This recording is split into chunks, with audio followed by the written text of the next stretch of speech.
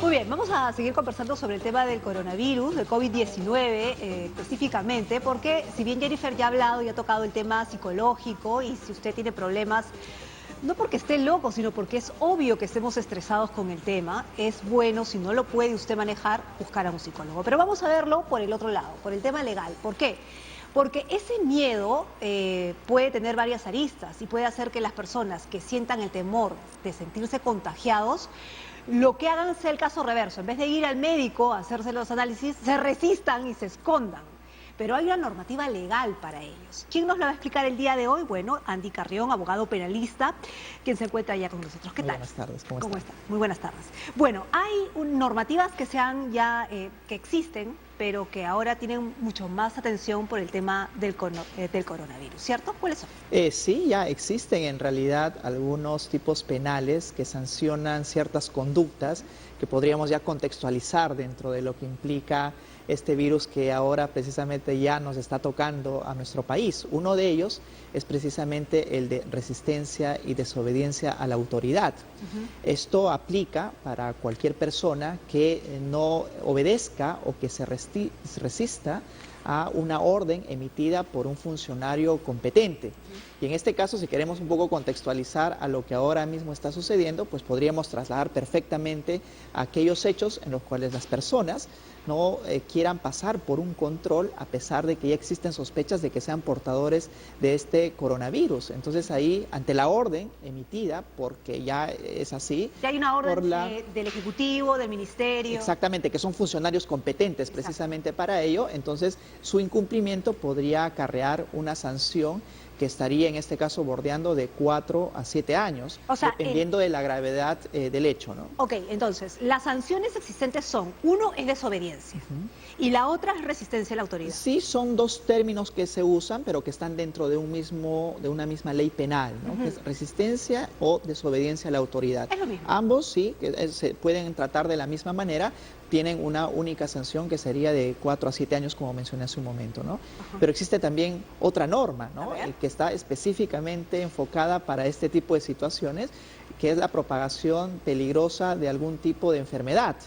Y en este caso estamos hablando del artículo 298 del Código Penal, en la que incluso la sanción podría ir de 3 a 10 años, y si es que uno causa la muerte a raíz de esa propagación de ese virus, y a sabiendas de ello podría incluso ser pasible de tener una sanción de 20 años de pena privativa de libertad. Claro. Con lo cual al menos nuestro Código Penal ya enfocando estos dos tipos de problemas, ¿no? El primero, aquel que se resiste y que desobedece a la autoridad y someterse a este tipo de análisis para descartar o corroborar la sospecha de ser portador del virus. Y por otro lado, tenemos aquella persona que, conociendo y sabiendo que es portadora del virus, pues simplemente no toma los cuidados y propaga esta enfermedad peligrosa o el virus hacia otras personas. Ahora, hay agravantes porque, digamos, si ponemos un ejemplo, hace unos días se dio a conocer que había un funcionario de RENIEC, del Registro Nacional de Identidad, y que era sospechoso de tener el coronavirus, el COVID-19. Sin embargo,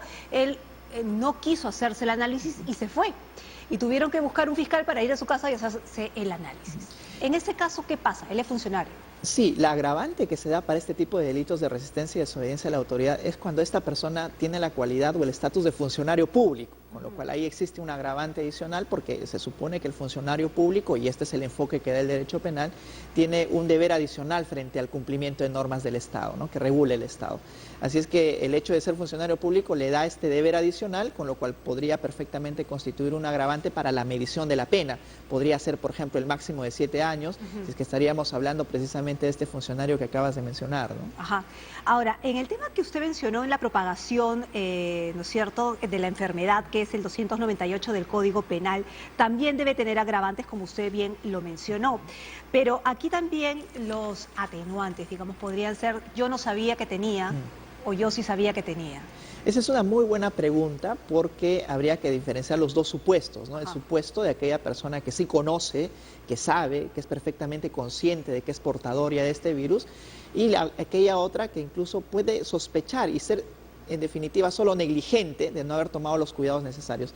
En lo que refiere a este tipo penal, a esta ley penal del 298, únicamente va orientado a aquellas personas que conocen y que saben de esa enfermedad. Es más, el propio tipo penal dice a sabiendas, ¿no? Aquel que a sabiendas contagia o difumina una enfermedad peligrosa, pues será sancionado con pena privativa de libertad de 3 a 10 años. Aquella persona que no sabe o que puede tener una leve sospecha culposa, pero que en definitiva no está seguro de la enfermedad, pues esta norma no está dirigida hacia ellos, ¿no?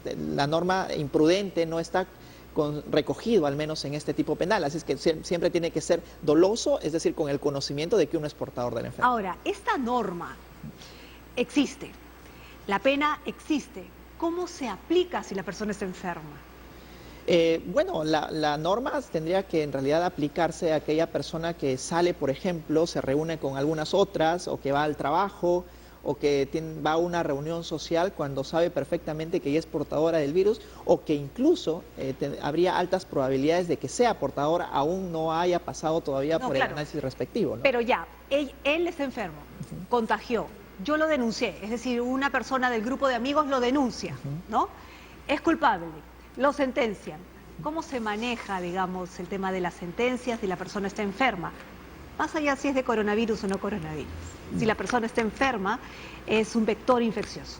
Yo creo que aquí sí habrían que tomar medidas excepcionales, ¿no? Porque lo que sucede es de que cuando alguien es pasivo de una sentencia condenatoria, inmediatamente, si es efectiva, pues lo manden a la cárcel, ¿no? Y en este caso no podría darse ese supuesto, porque mandarlo a la cárcel implicaría que la propia autoridad esté dando una orden para que otros sean contagiados también con la enfermedad. Es un poco contradictorio. Yo creo que al menos al día de hoy, hasta donde yo alcanzo a ver, no existe todavía una sentencia condenatoria, porque recordemos de que el virus de coronavirus recién, hace poco, hace 2 semanas que han dado algunos positivos aquí en el Perú, con lo cual hasta que se emite una sentencia condenatoria va a pasar algún tiempo por la lentitud de nuestro propio Poder Judicial, que incluso cuando ya el virus no se encuentre aquí, pues recién vamos a poder hablar de que ya existe la primera sentencia condenatoria respecto a este tema, ¿no? Por coronavirus no hay, pero ¿hay precedentes de otra enfermedad?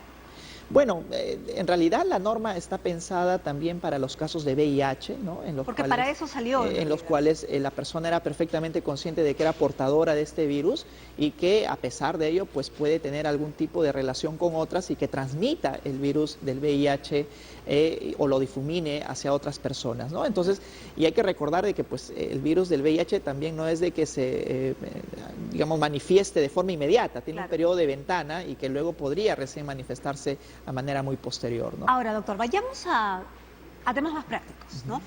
Hay una orden de cuarentena para los que están enfermos, pero también hay una orden de cerrar colegios, de cerrar establecimientos, para que la gente no haya trayecto de lugares y efectivamente evite el contagio, ¿no es cierto? Es decir, se reduzcan las formas de contagio. Sin embargo, estamos viendo a padres que están llevando a sus hijos a la playa, ¿no es cierto?, que están alargando las vacaciones y para no tenerlos encerrados en la casa, que en realidad ese sería el motivo de las normas que se han brindado, están más bien sacándolos a pasear. Entonces, ¿eso qué tipo de responsabilidades? Sí, hay que diferenciar en estos casos, ¿no? Porque la orden, por ejemplo, podría ir al cierre de colegios o de instituciones superiores para que no sea digamos, un motivo de aglomeración de personas y así puedan contagiarse. Pero lo que no tenemos hasta el día de hoy, para el preciso caso que tú mencionas de aquellas personas que están llevando a la playa, por ejemplo, a pesar de que el colegio está cerrado, es una orden de inamovilidad, por ejemplo, algo que ya está pasando en España. Si hay una orden expresa de inamovilidad, entonces aquellas personas que salen a la calle, que van a la playa o a algún otro lugar, entonces sí estarían incursos dentro del delito de desobediencia a la autoridad, porque hay una orden expresa, ¿verdad? Una orden expresa que te dice, mantente en tu casa en cuarentena. El problema es de que en el Perú hasta el día de hoy no tenemos esa orden. Lo único que tenemos es las órdenes que han dado los ministros, en este caso para que se cierren las instituciones educativas, algunas otras instituciones públicas, evitar la aglomeración de personas o las reuniones, pero no existe ninguna orden específica que impida a estas personas ir o movilizarse hacia otros lugares, ¿no? Ok, eso es cierto, tiene que ver con el derecho de libre tránsito, pero ¿no se le está sacando la vuelta también un poco a la normativa que se está dando para evitar el contagio? Estoy jalando la pita, pero... No, y es evidente, y hay que abordar ese problema también, ¿no? Es evidente de que lo que intenta el gobierno en este momento es evitar la difuminación de este virus, ¿no? Y la medida que se ha tomado respecto al cierre de instituciones educativas, de instituciones superiores, podría uno pensar de que va a ser cumplida a cabalidad por la población y que no van a aprovechar ese momento para irse a reunir a otros lugares. Pero ya desde el punto de vista estrictamente penal, no hay una norma que realmente alcance a este tipo de supuestos, en tanto expresamente no haya precedentemente una orden del Ejecutivo que diga orden de la movilidad. Ahí sí, si es que alguien va a la playa, va a algún otro lugar, sería perfectamente pasible de ser sancionado por desobediencia o resistencia a la autoridad. Nos tenemos que ir. Última recomendación que le puede dar a las personas. Bueno, mi recomendación es, en principio, que todos obedezcamos las órdenes que al día de hoy está emitiendo el Ejecutivo, y en segundo lugar, de que este es un tema tan serio que debemos de tener en cuenta también las posibles sanciones penales que puedan ocurrir. Hay que ser muy conscientes de ello. Estamos hablando no solamente de la propia salud, sino de todos aquellos quienes nos rodean, ¿no? Ahora, nuestro sistema judicial no va a aguantar las demandas a los... No va a aguantar si es que todos empiezan a desobedecer las órdenes del Ejecutivo, pero para eso yo creo que se necesita ya un tema de concientización social también, de advertir cuáles son las consecuencias reales que pueden haber para las otras personas de desobedecer las órdenes emitidas por el Ejecutivo. Muy bien, muchísimas gracias. Andy Carrión, abogado penalista.